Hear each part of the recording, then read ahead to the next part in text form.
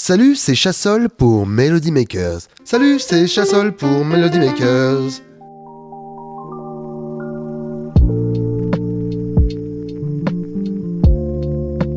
Melody Makers, le podcast qui décortique, analyse, épluche la musique.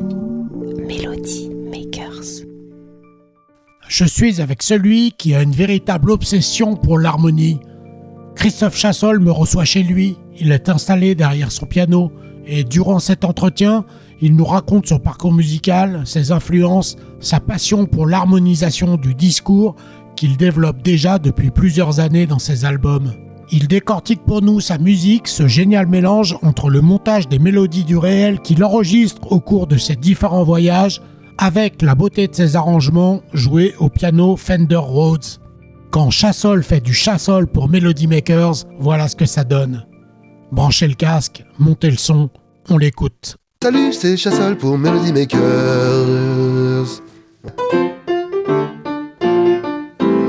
Salut!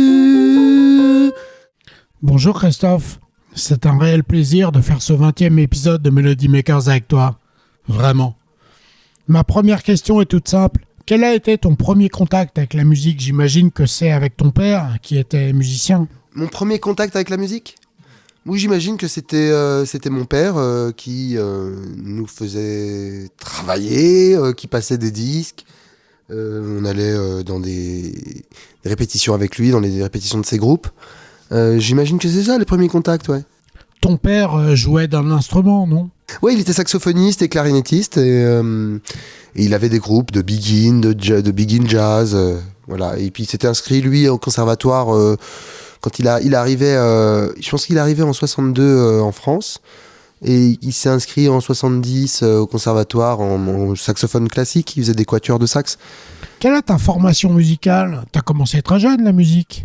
En gros, c'est 4 ans éveil musical au conservatoire, 5 ans solfège et 6 ans piano. Et puis ça jusqu'à mes 18 ans, enfin jusqu'à 20 ans, 18-20 ans, avec en plus la chorale, l'analyse, voilà. Et donc les cours de piano. Et en même temps, quand j'étais en troisième, je me suis inscrit dans une école de jazz en parallèle du conservatoire. Donc c'était assez agréable parce que ça ouvrait toutes les connaissances qu'on avait au conservatoire, trouver des applications autre part, tu vois. Donc alors après j'ai appris à chiffrer les accords autrement, oui, ça m'a ouvert la tête. C'est un prof que j'avais qui s'appelait Sergio Cruz, qui est argentin, qui avait 26 ans quand il est arrivé en France et que je l'ai rencontré, qui m'a donné des cours dans cette école de jazz à Sèvres qui s'appelait Musique Tangente. Et lui, il m'a vraiment ouvert la tête. Il m'a montré les voicings. Les voicings, c'est les façons de faire des accords, tu vois, comme au lieu de faire ré mineur comme ça, tu le fais comme ça. Voilà. Voilà, et j'ai travaillé ça beaucoup et ça m'a servi, ça m'a beaucoup servi. Adolescent, t'écoutais quoi comme musique ? J'écoute un peu de Quepon. J'écoute du Quepon, du rock français, tu sais, comment ça s'appelle ? J'écoute Bérurier Noir, Parabellum, Sex Pistols, j'écoute Peter and the Test Tube Babies, un groupe de Quepon anglais, de punk anglais, assez violent, quoi. J'aimais beaucoup. J'écoutais beaucoup The Cure, les 2-3 premiers albums. À partir du lycée, je commence à écouter du jazz un peu quand même. Et là, je découvre Pastorius, Weather Report, tout ça, Zawinul. À ce propos, il paraît que tu t'es constitué ta collection de disques en les volant à la Fnac. Ah oui. C'est vrai ? Tu peux nous raconter ? Oui, je me suis fait ma discothèque comme ça. Donc à l'époque, on n'avait pas... si j'avais dû faire ma culture en achetant des disques, j'avais pas l'argent pour ça. Donc aujourd'hui, je trouve que ça correspond au téléchargement illégal. Mais à l'époque, j'avais une petite lame de cutter et j'avais un impair avec une poche avec un trou dedans et je travaillais les disques comme ça en me baladant dans les rayons avec une petite lame de cutter et j'enlevais le prix, la protection et tout ça. Et tu t'es fait attraper. J'ai fini par me faire choper, mais non sans avoir une grande collection des Columbia Jazz. Là, je te dis, les Mahavishnu, là, j'avais tout le Columbia Jazz. Et je me suis fait une vraie belle discothèque, quoi. Et ah oui, je finis par me faire choper par un vigile noir qui m'a dit: ah, qu'est-ce que tu fais, tu nous représentes là, Enfin voilà, il m'a foutu une pression raciale, qui est une culpabilité raciale qui a bien marché. Donc j'ai arrêté de voler des disques en tout cas. Enfin j'ai jamais rien volé d'autre. Hein.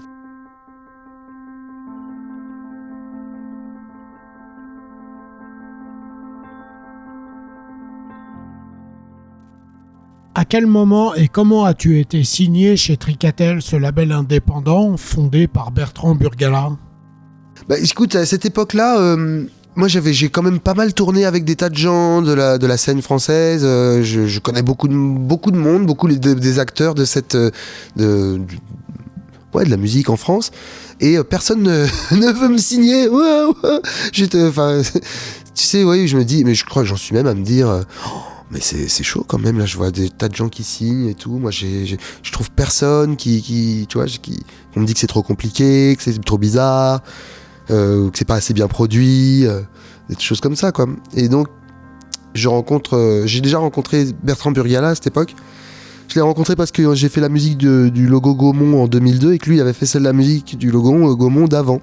Et donc je l'avais contacté, on s'était assez bien entendu, je l'avais fait venir à un concert que je faisais au Duc des Lombards où j'avais des invités qui venaient. Il est venu, j'étais étonné qu'il vienne parce que pour moi c'était un mec plus en place quoi, tu vois. Et on s'est bien entendu et puis il a vu mes vidéos, mes ultrascores, les courtes vidéos que je faisais avec des images tirées du net. Il m'a dit mais personne sort ça, faut le sortir. Et tu vois, il a compris quoi. Il a fallu que ce soit un compositeur, tu vois, un compositeur lui-même qui sorte ma musique. Et donc, il a sorti un premier album qui s'appelle X-Piano, qui est une compile de morceaux que j'ai fait de 96 à 2011, qui sont aussi bien des morceaux avec orchestre que des miniatures électroniques ou des expérimentations déjà d'ultrascore ou des tas de choses, avec plein d'inventions. Il est assez agréable cet album à écouter parce que c'est très varié, quoi. On écoute le morceau Versailles Planeur, qui est le morceau d'ouverture de ce magnifique premier album X-Piano, sorti en 2012.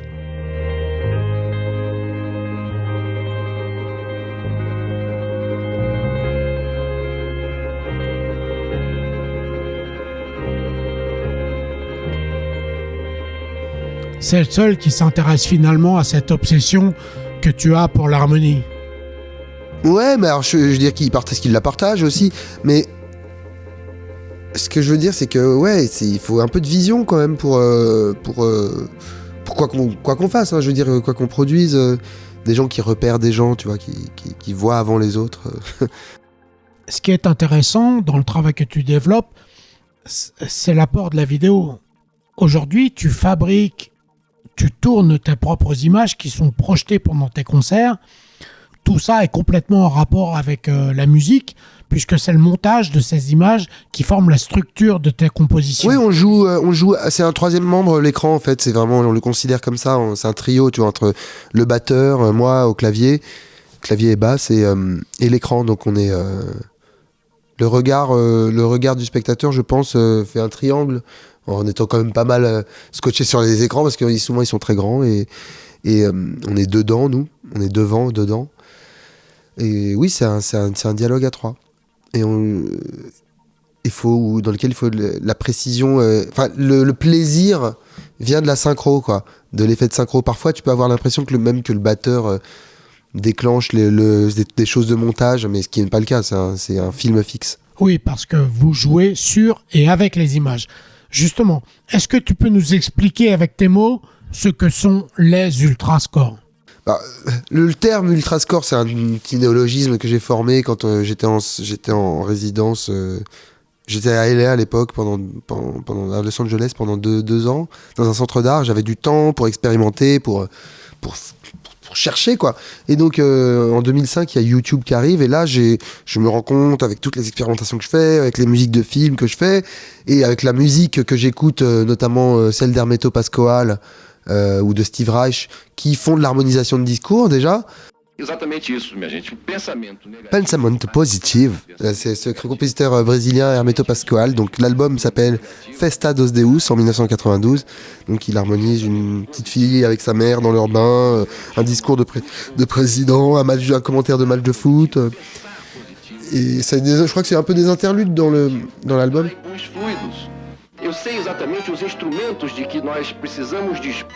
C'est ce qui va déclencher ton obsession pour l'harmonisation du discours que tu vas d'ailleurs développer dans tous tes albums futurs. Moi, ça m'a complètement subjugué. Tu te rends compte, ça veut dire que tu as un matériau, un vivier de mélodies à ta disposition, là, partout. Il suffit de relever la mélodie. Tu vois, il suffit de relever la mélodie. Et voilà, j'ai une mélodie. Et voilà, j'ai une mélodie, tu vois. Voilà,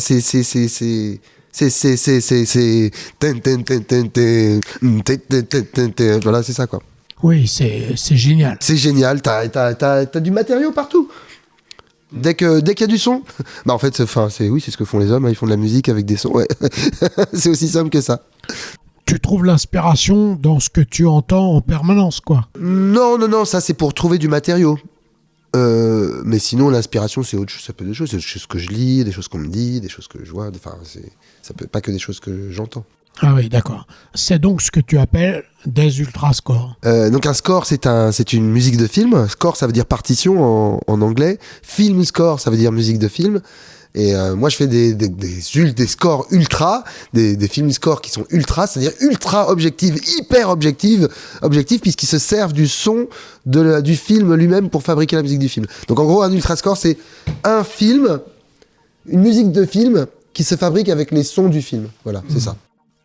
Alors comment choisis-tu les thèmes de tes albums ? Parce qu'il y a l'album Indiamore sur l'Inde en 2012, il y a aussi Big Sun en 2015 sur le carnaval en Martinique, et puis il y a Loudi sorti en 2020 sur le thème du jeu. En fait, comment ça, c'est les choix des thèmes, souvent ça arrive quand je suis en rando d'ailleurs, donc ça vient souvent de désirs irrépressibles, quoi. Tu vois, faut que ça vient d'une grosse envie, quoi. Par exemple, la musique indienne, Indiamore, ça venait parce que je m'intéressais depuis longtemps à la musique indienne, tu vois, je l'écoutais, j'avais hyper envie de faire partager à mes potes occidentaux, en gros, mon amour de la musique indienne, de façon à ce qu'ils l'entendent pas comme un truc exotique, tu vois, qui puisse la triper aussi. Moi, je l'entends parce que tu vois, de la musique indienne, t'as du tempura comme ça, qui fait la basse, et t'as un soliste au-dessus qui fait la mélodie. Mais au milieu, t'as rien. Ils ont besoin de rien. Il y a quand même tout le cosmos entre la basse et le soliste. Ils arrivent à te faire contenir tout le cosmos, même s'il n'y a rien qui est joué. Et moi, je sais que c'est à cet endroit-là que j'aime bien mettre des accords bien occidentaux, tu vois. On écoute un extrait du morceau Do Si Do Mi Fa sur l'album Indiamore.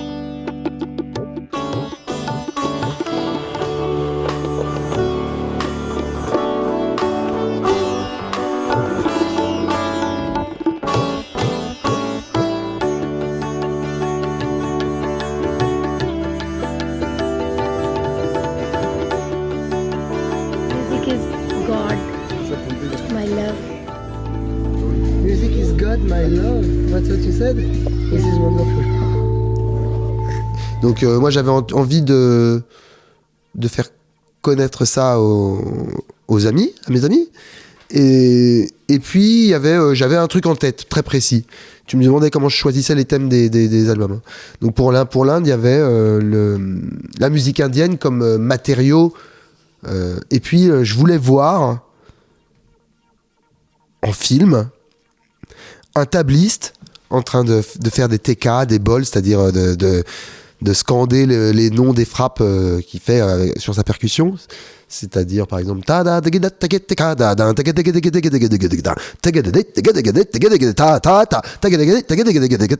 je voulais relever les notes de ça, mettre des accords dessus, faire un ultrascore de ça, je voulais. Donc je suis parti dans cet objectif, et puis ça m'a amené dans plein d'autres endroits, quoi, le film.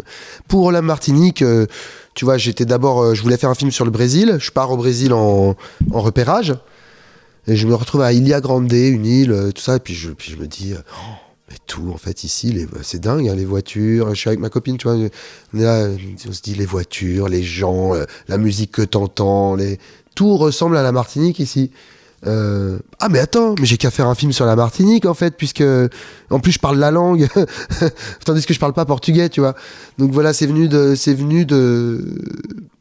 d'une évidence en fait. Ça c'était une évidence que de faire un film sur la Martinique, mais tu vois, j'y avais pas.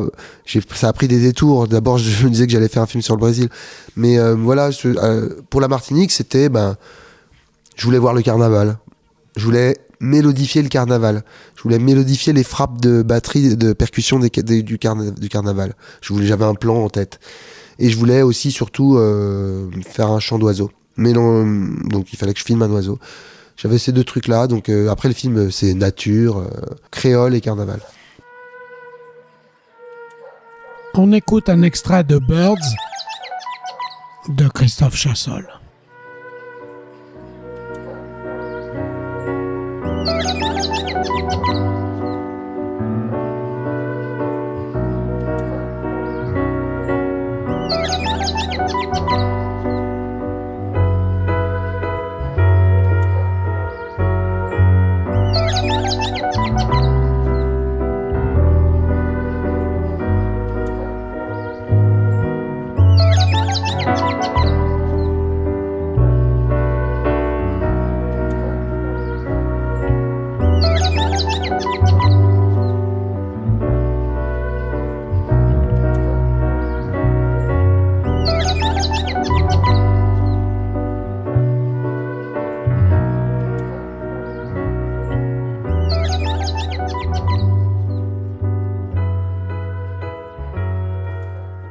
Et sur ton dernier album, Loudi, tu traites du thème du jeu. Ça m'est venu parce que j'étais en rando et au Canada, et là je vois passer des mômes, tu vois, et je vois des mômes qui jouent au football américain là.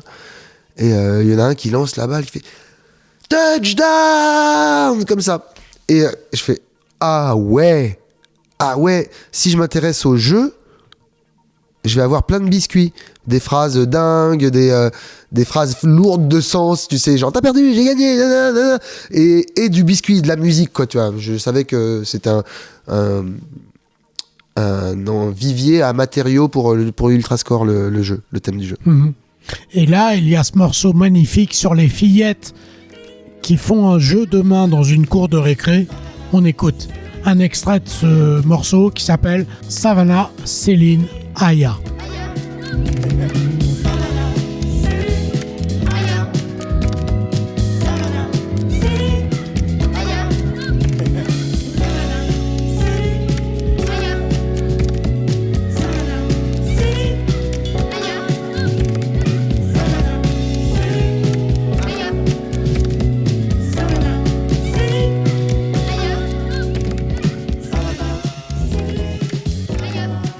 Il y a une dimension très ludique dans ta musique au travers des boucles vidéo qui créent la structure de tes morceaux. Tu peux nous expliquer ?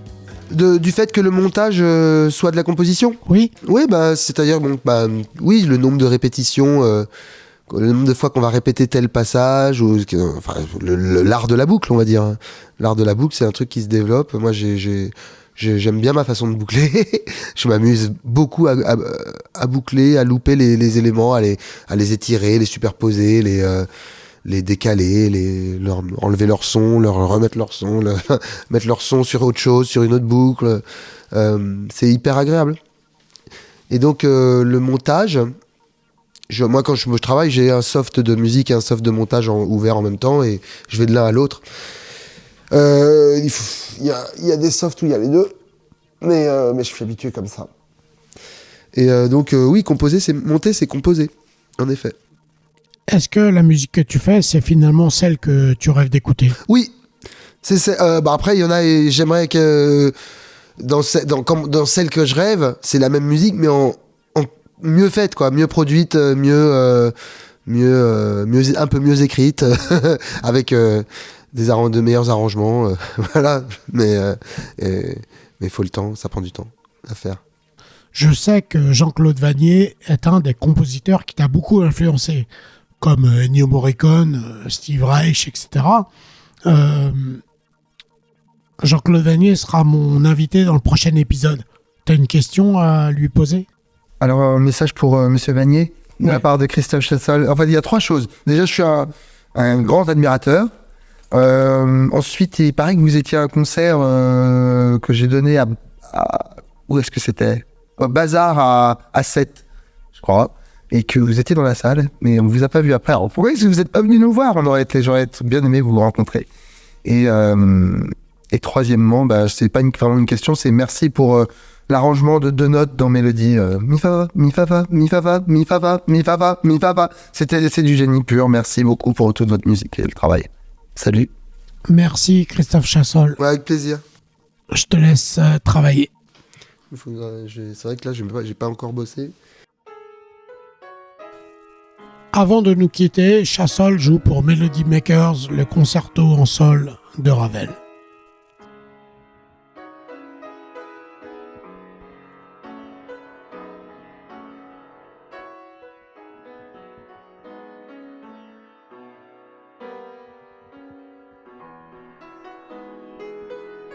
Retrouvez toutes les dates de ces concerts sur chassol.fr et ne ratez surtout pas celle du 24 mars à la scène musicale lors du festival Chorus 2024.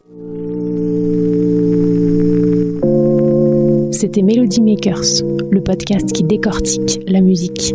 Réalisé par Julien Louette. Plus d'épisodes sur toutes les plateformes. Partagez, commentez, likez. Si vous souhaitez découvrir les coulisses de mes entretiens, rendez-vous sur le compte Instagram Melody Makers Podcast. Vous y trouverez photos, vidéos et bonus. Merci pour votre écoute. Rendez-vous au prochain épisode.